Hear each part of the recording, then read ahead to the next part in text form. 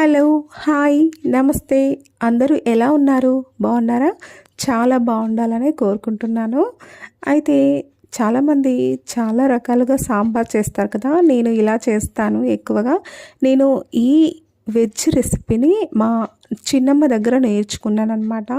తను చాలా బాగా చేస్తారు. తను వెజిటేరియన్ కాబట్టి వెజ్ రెసిపీస్ అన్నీ చాలా బాగా చేస్తారు.